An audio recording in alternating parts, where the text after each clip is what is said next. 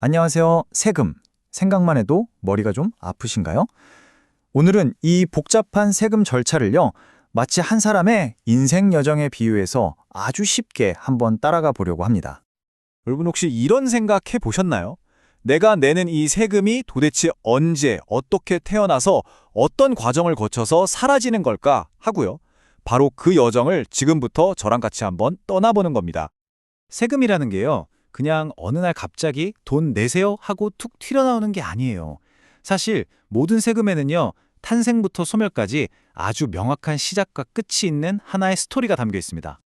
좋습니다. 모든 세금이 반드시 거쳐가는 이 3단계의 여정, 그 첫걸음부터 한번 같이 떼어볼까요? 자, 첫 번째 단계는 바로 탄생입니다. 말 그대로 세금을 내야 할 의무가 법적으로 딱 하고 생겨나는 바로 그 순간을 말하는 거죠. 세금이라는 의무는요, 이 네 가지 퍼즐 조각이 딱 맞아떨어지는 순간 자동으로 태어납니다. 이걸 법에서는 과세 요건이라고 부르는데요. 자, 누가 세금을 내는지, 즉 납세 의무자, 그리고 무엇에 대해 내는지 과세 물건, 또 얼마를 기준으로 내는지 과세 표준, 마지막으로 몇 퍼센트를 내는지 세율까지 이 네 가지가 모두 갖춰져야 하는 거죠. 근데 여기서 아주 중요한 포인트가 있어요. 2단계에서는 의무가 생기긴 했지만 아직은 굉장히 추상적이라는 겁니다. 이게 무슨 말이냐면 친구한테 나중에 밥 한번 살게 라고 말한 거랑 비슷해요. 약속은 했지만 정확히 얼마짜리 밥을 언제 어디서 살지는 아직 안 정해졌잖아요. 바로 그런 상태인 거죠. 그래서 정부도 아직은 우리한테 돈을 달라고 할 수는 없습니다. 자, 그럼 이제 두 번째 단계로 넘어가 볼까요? 이렇게 막연했던 의무에 어떻게 구체적인 가격표가 딱 하고 붙게 되는지 그 과정을 한번 자세히 들여다보겠습니다. 네, 바로 이 확정 단계가 그 막연했던 밥 한 번 살게 라는 약속을 다음 주 금요일 저녁 7시에 3만 원짜리 파스타 사줄게 라고 구체화하는 과정이라고 보시면 됩니다. 즉, 정확한 세액과 납부 기한이 정해지는 아주 중요한 단계죠. 자, 근데 여기서 아주 흥미로운 지점이 나옵니다. 이 세액을 확정하는 방식이 크게 두 갈래로 나뉜다는 건데요. 표에서 보시는 것처럼 첫 번째는 신고 납세 방식. 이건 납세자인 우리가 직접 계산해서 신고하고 확정하는 말 그대로 우리가 운전대를 잡는 방식이고요. 반면에 부가과세 방식은 과세관청, 즉 정부가 알아서 계산해서 우리에게 이만큼 내세요 하고 고지하는 방식입니다. 우리나라 대부분의 세금, 예를 들어 소득세 같은 것들이 바로 이 신고납세 방식입니다. 더 민주적이라고도 하죠. 왜냐하면 납세자인 내가 직접 운전대를 잡고 내 세금을 결정하니까요. 물론 만약에 신고를 안 하거나 실수를 하면 어떻게 될까요? 그때는 정부가 2차적으로 개입해서 아니, 이 금액이 맞아 하고 대신 확정하게 됩니다. 반면에 상속세나 증여세처럼 좀 복잡하고 또 전문가의 판단이 필요한 경우가 있잖아요. 이럴 땐 정부가 직접 나섭니다.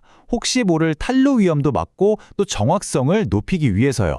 이 경우에는 정부가 모든 계산을 다 끝내고 우리 손에 공식 고지서가 도착했을 때 바로 그때 비로소 세액이 최종 확정되는 겁니다. 그런데 말이죠. 내가 직접 신고했는데 나중에 보니까 실수가 있었던 거예요. 그럼 어떻게 해야 할까요? 다행히도 우리 세법에는요, 이렇게 실수를 바로잡을 수 있는 기회가 제대로 마련되어 있습니다. 내가 세금을 덜 냈을 때, 그리고 반대로 너무 많이 냈을 때, 각각 다른 방법으로 해결할 수 있어요. 혹시 세금을 원래 내야 할 것보다 적게 신고했다면요, 법정 신고 기한이 지난 후 2년 안에 수정 신고라는 걸 할 수 있습니다. 이걸 빨리 바로잡을수록 가산세 감면 혜택이 크거든요. 그러니까 실수를 발견했다면 무조건 서두르는 게 이득이겠죠?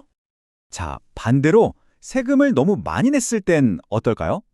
이럴 땐 신고 기한으로부터 무려 5년 안에 경정 청구라는 걸 해서 제가 돈을 더 냈으니 돌려주세요 하고 요청할 수 있습니다. 이건 우리의 권리니까 꼭 기억해 두셔야 해요. 자, 드디어 세금 여정의 마지막 장에 도착했습니다. 바로 소멸 단계인데요. 이렇게 태어나고 확정된 세금 의무가 과연 어떻게 끝을 맺게 되는지 한번 같이 보시죠. 세금 의무가 사라지는 길은 생각보다 아주 간단합니다. 가장 일반적인 방법은 역시 세금을 다 내는 것, 즉 납부하는 거고요. 또 다른 방법은 이런 경우예요. 예를 들어 정부가 저에게 돌려줄 환급금이 있는데 제가 마침 내야 할 다른 세금이 있는 거죠. 그럴 때 정부가 그 환급금으로 제 세금을 대신 내주는 것, 이걸 충당이라고 합니다. 일종의 퉁치기라고 생각하시면 쉬워요. 자, 이렇게 세금의 탄생부터 확정 그리고 소멸까지의 전 과정을 함께 둘러봤습니다. 이제 세금 고지서를 받아도 이게 지금 확정 단계구나. 이제 내가 납부하면 소멸되는구나 하고 감이 오시죠? 이 전체적인 흐름을 이해하는 것만으로도 막연한 세금에 대한 두려움을 없앨 수 있고요. 또 여러분의 권리를 제대로 지키는 현명한 납세자가 되는 첫걸음이 될 겁니다.